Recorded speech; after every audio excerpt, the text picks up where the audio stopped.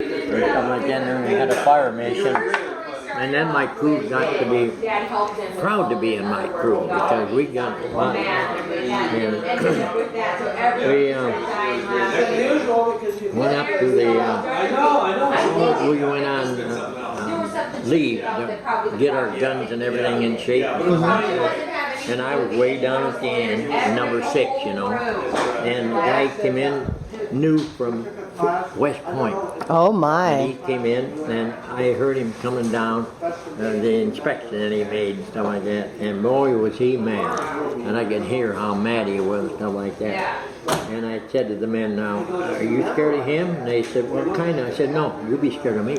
You know kind of. He'll just be here for a little bit, but I'll be here all the time. You do what I tell you. I told you to tell you.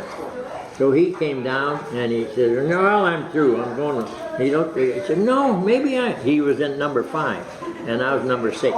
Maybe he said, I will go down there. It looks like these guys are all lined up right and everything like this. So he came down and started asking me questions, and man, I shot the answer right back to him. And I knew gunnery and all that stuff like that. And then he started asking the men. And I looked and kind of, they were afraid of me, right? And they answered him. And he turned to the battery commander and he says, what in the hell is this guy down here in number 6 for with this crew? They know a hell of a lot more than your own outfit up there put together. Oh, the Captain Alliance, son of a bitch. Oh, I got great plans for him. I thought, you son of a bitch. I asked him right in front of the general, what are those? Yeah, what are those? I never seen any. So the next day we were going back up to the front and the corporal come running down, the clerk, and said, hey, you're supposed to go up to the head of the column.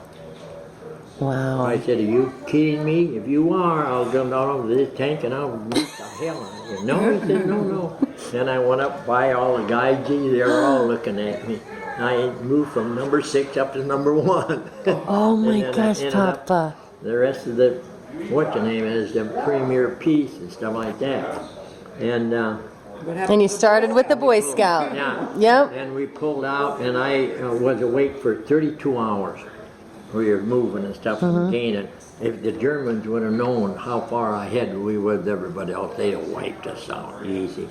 And finally we slowed down and went up in the mountains and pulled in there. And I was so sleepy. I had fallen down on the floor and the corporal took over and we went into that place. And the Highway 6, the famous Highway 6 went right by us and we were just off the road from it. Then the rest of the guns were out there. And it had a fire mission. When the corporal hollered at me, he said, no, Sarge, stay, I'll take care of it. And stuff like that. So my orders were, whenever they laid down and stuff like that, get on the uphill side of the tank, not the lower side. And it was my fault too, because I didn't check. But the corporal should have checked and stuff like that.